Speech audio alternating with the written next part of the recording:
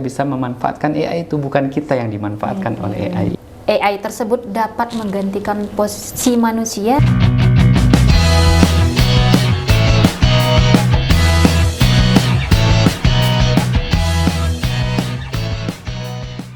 Halo teman ASN, salam istimewa. Jumpa lagi di podcast istimewa, inovatif, santai, tematik, menarik, berwawasan PPSDM Kemendagri Regional Bukit Tinggi bersama saya Liga Oktavia. Pada kesempatan kali ini telah hadir di hadapan kita bersama seorang analis pengembang kompetensi ahli muda PPSDM Regional Bukit Tinggi, yaitu Uda Jerry Marantika SPSI MAP. Assalamualaikum Uda Jerry. Assalamualaikum warahmatullahi wabarakatuh. Apa kabar Uda Jerry? Alhamdulillah. Kakak Liga gimana? Oh, alhamdulillah kita juga sehat. Sehat ya, alhamdulillah. Alhamdulillah. Udah jadi kami ingin mengucapkan terima kasih atas waktu dan kesempatan telah hadir untuk podcast kita kali ini. Baiklah teman ASN, pada kesempatan kali ini adapun tema podcast kita yaitu mengenai obrolan ASN perkara AI. Oke, udah jadi bisa diceritakan sedikit tentang latar belakang dan pengalaman yang membawa Uda Jerry tertarik pada AI atau yang disebut juga dengan artificial intelligence ini. Oke. Sebelumnya ini sambil salam kenal juga ya Kak Liga sama pemirsa ini podcast. Jadi mau disclaimer dulu nih. Kalau ya alhamdulillah memang kebetulan saya itu selaku pengguna AI. Secara basic sih nggak ada ya kita basic teknologi ini informatika. Saya malah S1-nya psikologi, S2-nya juga di pemerintahan. Cuman ada sedikit minat saja di AI ini. Makanya ikut menggeluti tapi masih sebagai pengguna lah gitu ya. Dan memang dari dulu itu sejak kuliah suka ngotak-ngatik aplikasi, ya suka juga dengan yang desain grafis. Kemarin kebetulan ada diklatnya nih di kantor kita, makanya udah kita ikutin gitu, belajar ya alhamdulillah sudah bisa bukan meng-create ya, taruhlah aplikasinya sudah ada, kita cuma ngikutin aplikasi buat aplikasi sehingga ya bisa dimanfaatin buat kerjaan gitu doang sih. Okay. Masih jauh kalau AI, kalau kita bicara AI, waduh cetek banget mungkin ya ilmu kita di bidang ini, masih banyak yang perlu kita ketahui, ilmunya itu luas banget tuh. Gitu Kak Liga. Baik, kemarin saya juga mendapatkan informasi, mendapatkan penghargaan terkait pemanfaatan generatif AI tersebut. Nah, bisa diceritakan tidak apa yang mendasari mendapatkan penghargaan tersebut? Iya. Ini alhamdulillah juga. Kita kemarin kerja tim juga baru tahun ini sih, baru sekitar 3 bulan yang lalu ada salah satu kegiatan di Kementerian Dalam Negeri alhamdulillah mendatangkan perusahaan dari Singapura. Itu dia awalnya melatih kita untuk ya memahami Gen AI. Gen AI itu cabangnya AI ya gitu Kak Liga ya.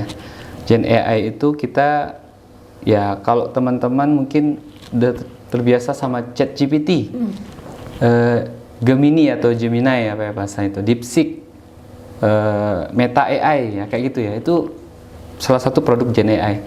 Nah kita kemarin diajak belajar itu, bikin gituan gitu, dan alhamdulillah kita pelajari, dan kebetulan sebelumnya sebagaimana yang kami ceritakan tadi, sebelumnya saya coba belajar otodidak, coding gitu kan. Alhamdulillah nyambung. Wah, template-nya juga sudah ada, diajarin step by step. Kita ikutin dan insya Allah serius gitu kan. Alhamdulillah dapat penghargaan. Bahwasanya dari nasional nih, tingkatannya nasional. Ya itu alhamdulillah dapat penghargaan dari perusahaannya itu sih. Oke. Nah, udah jadi kan kita mengenal istilah AI tersebut, tapi mungkin belum sepenuhnya paham. AI itu apaan gitu ya? Mungkin bisa udah jelaskan dalam bahasa sederhananya. Iya. Kalau bahasa sederhananya, kalau ini menurut pemahaman saya, kalau saya kan nggak ada basic IT nih, bahasa pemrograman saya susah ngomongnya nih. Sederhananya komputer yang dikasih otak, gitu. Otak itu kan fungsinya mencerna, menganalisa.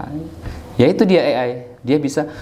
Dan kalau boleh bicara tentang AI ini sebenarnya udah lama Kak Liga. Kita mungkin Kak Liga pernah dulu waktu kuliah. Saya dulu nih tahun 2010 pernah nge-scan dokumen. Scanannya itu dirubah menjadi teks. Nah, kalau kita kan scan udah dapatlah potret ya, apakah itu JPEG atau PDF. Tapi dengan AI, mungkin dulu kita nggak tahu itu AI ya. Pokoknya scan, dari hasil scan udah jadi dokumen, nggak perlu ketik lagi tuh. Nah, sebenarnya AI itu sebenarnya udah lama muncul, tapi kita yang baru ngeh dengan AI gitu. Dulu juga tuh waktu kuliah atau waktu 2013-an lah ya. Ada recording, hasil recording itu yang berupa suara, itu verbatimnya bisa dimunculkan dalam bentuk dokumen. Nah, itu salah satu contohnya. Intinya AI itu dia sudah punya data dan dia bisa menganalisa data. Nah, ada satu lagi tuh, ada istilah Gen AI tadi ya yang kita bahas. Nah, kalau Gen AI bedanya cuman kalau yang saya pahami, Gen AI itu dia lebih kreatif dalam menganalisa datanya. Kalau AI, taruhlah ini kalau kita baca buku nih Kak Liga nih, kita baca buku 50 lembar gitu ya. AI itu dia bisa membantu kita menyimpulkan dari data-data yang sudah ada. Nah, tapi Gen AI ini dia lebih kreatif. Dari data yang sudah ada, dia kembangkan. Apakah itu dia bisa membuat hal yang baru, topik yang baru. Kalau sekarang sih orang biasa menggunakan Gen AI itu dari ketikan berubah menjadi sebuah film atau video atau gambar. Dari ketikan seorang bisa membuat sebuah dokumen, sebuah buku. Nah, itu Gen AI. Dia lebih kreatif. Mungkin kalau AI ya anggaplah mesin yang dikasih otak gitu. Dia bisa mengelola data-data yang ada gitu. Kalau sehari-hari Kak Liga pernah ini kan ya, pakai Google Map? Iya, Nah, pernah. itu AI itu kan. Sehari-hari sebenarnya kalau udah pegang HP itu udah AI semua kebanyakan ya. Mungkin itu bahasa yang ringkas ya untuk mengenal AI itu apa gitu ya. Mesin yang dikasih otak gitu. Menurut saya sih. Oke, baik. Menurut Uda Jerry, mengapa ASN perlu mulai mengenal AI? Oh iya. Ini sebenarnya sebuah kerugian sebenarnya Kak Liga. Dengan kemajuan teknologi itu nggak kita manfaatkan.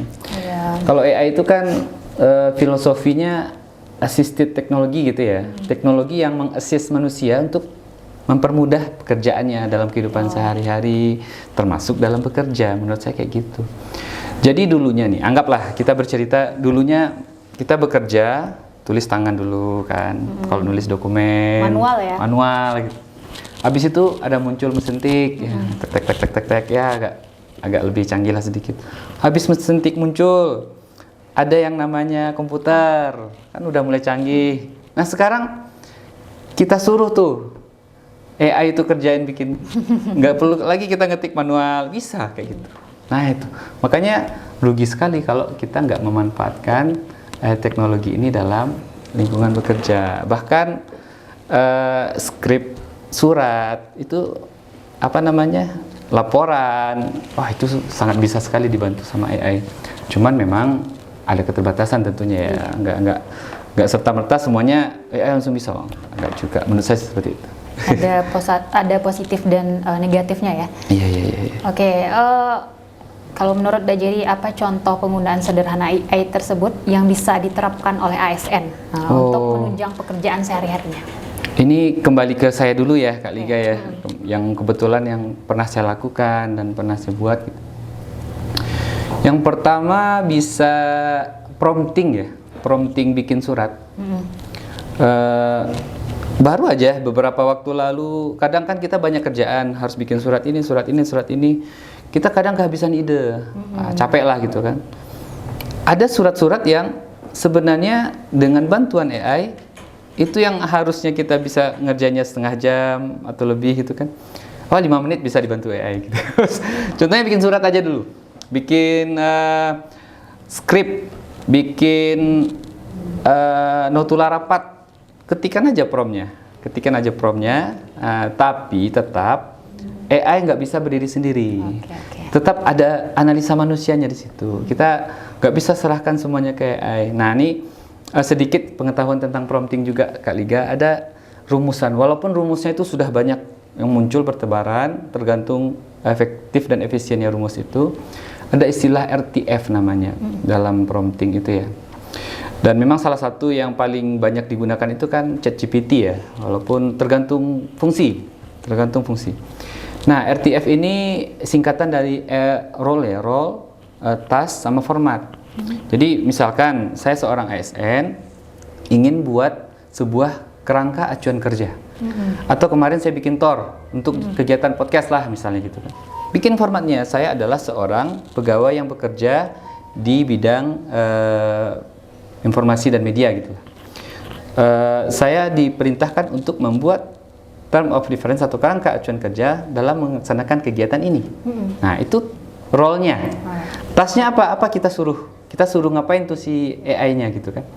Kita suruh buatkan kerangka acuan kerja yang memiliki format seperti ini. Lalu jabarkan atau uraikan narasi-narasi setiap format tersebut. Nah, baru format di bagian akhir kan RTF format, buatkan dengan bahasa baku formal yang baik dan benar. Udah, itu form yang singkat saja, dia banyak macam ya. Nggak berapa lama tik udah muncul itu langsung keluar. Tetapi tetap harus kita analisa dulu, ini udah pas atau belum. Dicek lagi. Itu fungsi kita sebagai manusia gitu di situ. Dan itu sangat memudahkan pikiran kita, waktu kita juga lebih simple. Nah, itu salah satu contoh. Contoh yang lain sekarang mungkin Kak Liga juga sering ini ketemu dengan asisten ya, AI asisten gitu loh. Mungkin ya di apa namanya, di perusahaan-perusahahan swasta yang ketika kita butuh bantuan ada asistennya di situ yang AI. Ketika kita bertanya, tanya jawab, dan jawabannya itu memang kita butuhkan. Nah, itu memang kalau digunakan di pemerintah itu juga akan mempermudah pekerjaan. Betapa banyak masyarakat yang ingin bertanya ke instansi pemerintah untuk slow respon ya, dalam tanda kutip ya gitu.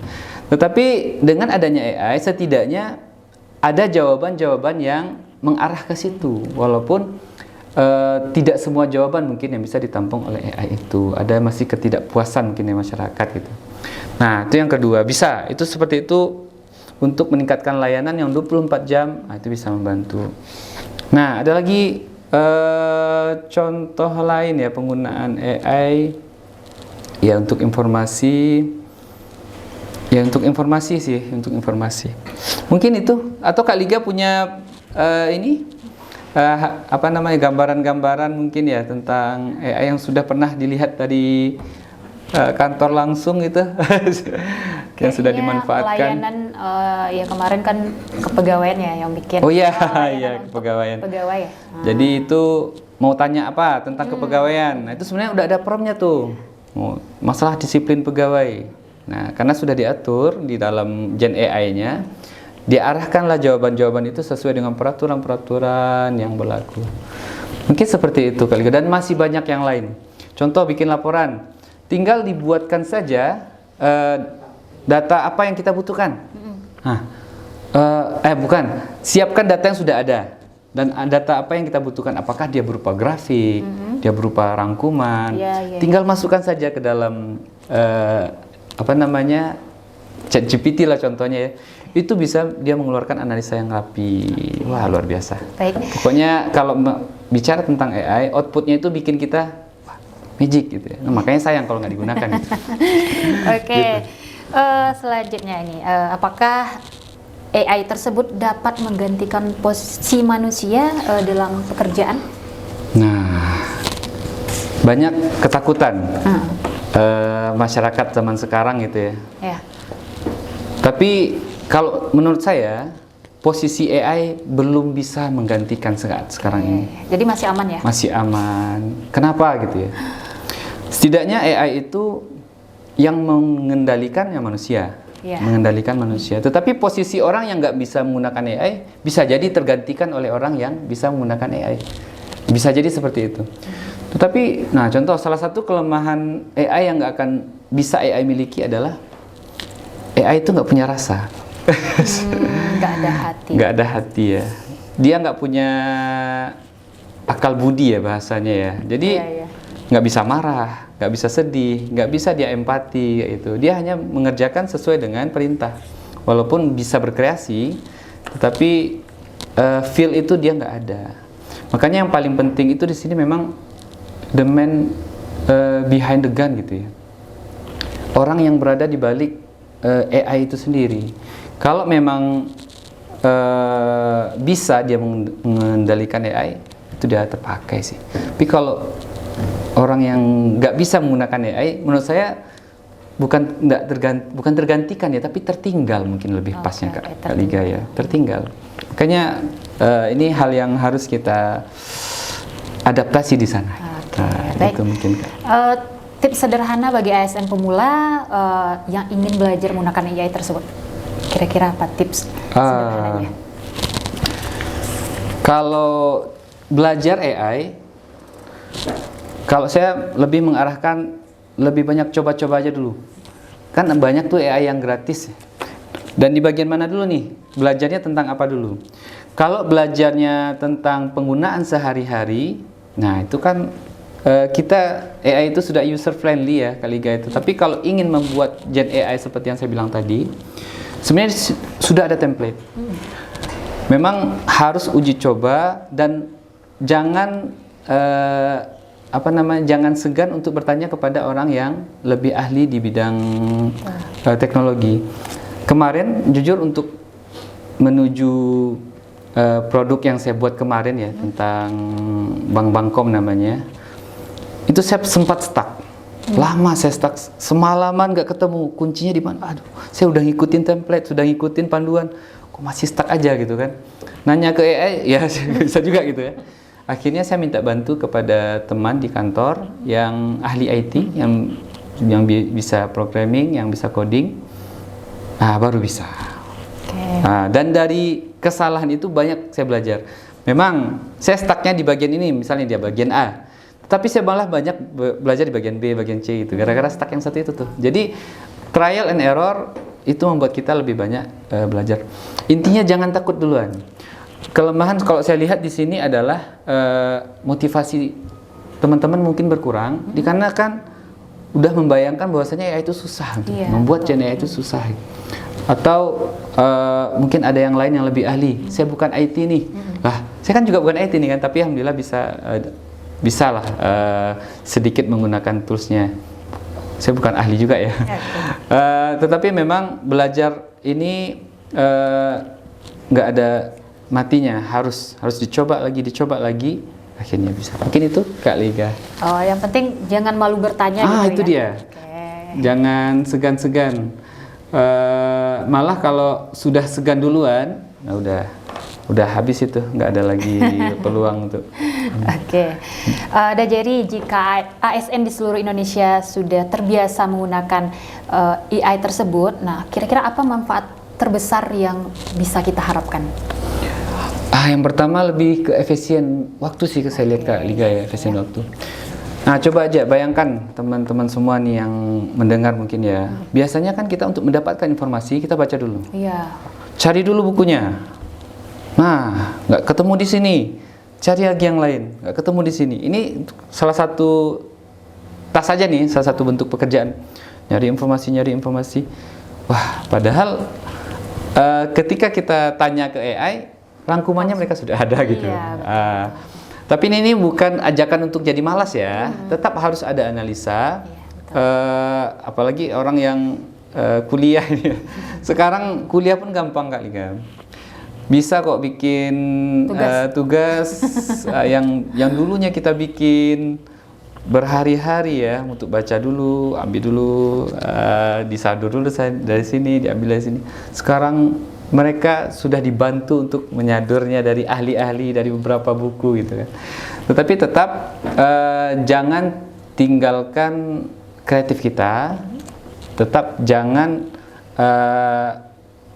jadikan otak kita tuh buntu gitu. Itu istilahnya, jangan terlalu manja lah dengan ini ya, dengan gara-gara AI kita jadi manja. Ya malah kita nanti yang nggak berkembang kompetensi kita gitu kan. Makanya tetap walaupun yang kita minta bantu sama AI itu sudah muncul, itu nggak akan serta-merta hasilnya itu sempurna menurut saya. Ya. Tetap harus ada Analisis. analisa, verifikasi dulu, kita validasi dulu, kita edit dulu. Nah, baru itu bisa menjadi produk yang kita butuhkan yang sempurna lah gitu. Dan terkait dengan AI ini,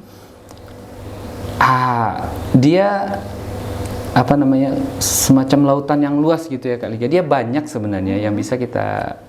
Cuman yang viral sekarang kan cuman ini, bikin foto dengan orang tua, bikin foto yang hidup, bikin desainnya itu. Dia banyak, dia luas. Bahkan membuat LMS, Learning Management System itu bisa, membuat game. Mungkin di kita nih pusat pengembangan SDM kan banyak yang jadi pengajar. Bisa kok buat game dengan AI, itu bisa. Apalagi bikin presentasi yang menarik, itu dengan AI bisa dibantu. Itu banyak sekali yang bisa kita lakukan. Tentu kita mau terjun dulu ke sana, nah baru bisa tahu apa yang bisa kita lakukan. Tapi kalau kita dari awal buat apa aja, tapi tidak pernah kita coba, itu stuck. Menurut saya itu stuck. Oke. Ya. Udah jadi terakhir, boleh berikan satu pesan singkat kepada ASN tentang AI untuk pendengar kita. Iya, buat sobat ASN ya. Iya. AI itu kan komputer ya, mesin yang diberikan kecerdasan. Nah, mari kita manfaatkan kecerdasan mesin itu untuk mempermudah pekerjaan kita dengan cara mulai memakainya dalam ranah pekerjaan. Jangan kita terlena menggunakan AI dalam hal yang mungkin kurang begitu bermanfaat, atau hanya buat senang-senang aja, buat suka-suka aja. Menurut saya seperti itu.